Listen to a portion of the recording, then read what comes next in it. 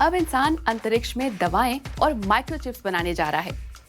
क्यों और हमें इससे क्या लेना देना है क्योंकि इससे हमें बेहतर दवाएं और बेहतरीन कंप्यूटर मिल सकते हैं।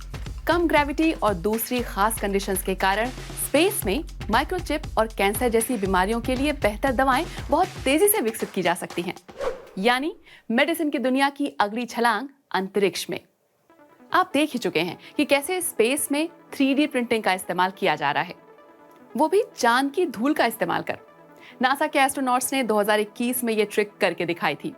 असल में अंतरिक्ष में एक्सपेरिमेंट करने से वैज्ञानिकों को जीरो ग्रेविटी में दवाओं के गुणों को समझने का मौका मिलता है। ऐसी खास कंडीशन में जो नतीजे मिलते हैं वो धरती पर कभी नहीं मिल सकते। इससे रास्ता निकलता है ऐसी दवाएं बनाने का जो ज्यादा कारगर होंगी, और शायद इसी से कैंसर और अल्जाइमर्स जैसी असाध्य बीमारियों के लिए नई दवाएं बनाई जा सके। ISS पर कैंसर से जुड़ी रिसर्च को आगे बढ़ाने के लिए अमेरिकी राष्ट्रपति जो बाइडेन ने नासा को कई लाख डॉलर मुहैया कराने का वादा किया है। कम ग्रेविटी वाला माहौल दवाओं के लिए जरूरी जटिल अणुओं के विकास और खोज में तेजी ला सकता है। ठीक से काम न करने वाले प्रोटीन कई बीमारियों का कारण बनते हैं। इसीलिए वैज्ञानिक प्रोटीन के कॉम्प्लेक्स स्ट्रक्चर की जांच करने के लिए उन्हें क्रिस्टलाइज करते हैं।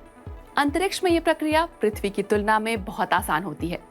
इसलिए अगर वैज्ञानिक प्रोटीन को ठीक से समझ पाएंगे तो उसकी गड़बड़ी से होने वाली बीमारियों का तोड़ खोज पाएंगे।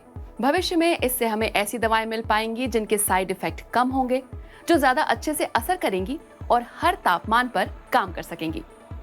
नए फॉर्मूले तैयार करने के अलावा अंतरिक्ष में दवाओं या कम से कम उनके कुछ हिस्सों का उत्पादन करना भी कहीं ज्यादा इफेक्टिव है। स्पेस में बने मॉलिक्यूल ज्यादा स्थिर होते हैं और इसीलिए वहां धरती से काफी बड़े और कहीं ज्यादा जटिल मॉलिक्यूल बनाए जा सकते हैं। यही कारण है कि कुछ कंपनियां करोड़ों का निवेश कर अंतरिक्ष में बेहद पोटेंट सब्सटेंस बना रही हैं और फिर उन्हें धरती पर लाकर फाइनल प्रोडक्ट तैयार किया जा रहा है। लो ग्रेविटी पर होने वाले रिसर्च भविष्य में कंप्यूटरों को भी तेज बना सकते हैं।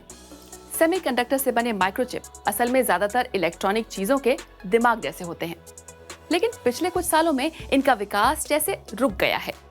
उनके मुख्य कंपोनेंट जैसे सिलिकॉन या जर्मेनियम एक तरह से अपनी क्षमता की सीमा पर पहुंच गए हैं। कंप्यूटरों का दिमाग और तेज करने के लिए अंतरिक्ष में मिलने वाले नए एलिमेंट से उम्मीदें जुड़ी हैं। शायद वहां कुछ बिल्कुल नया हाथ लगे जो सेमीकंडक्टर्स की दुनिया को ही बदल कर रख दे।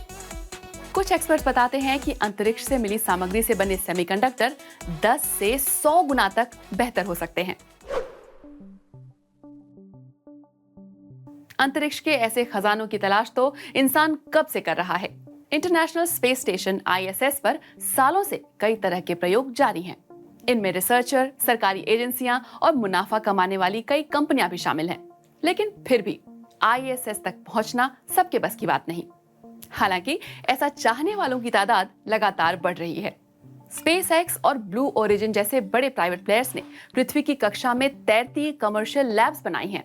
अमेरिकी कंपनी वर्दा स्पेस इंडस्ट्रीज हो या ब्रिटेन की स्पेस फोर्स जैसे नए स्टार्टअप, कई कंपनियां अंतरिक्ष में खुलते बाजार के मौकों का फायदा उठाना चाहती हैं।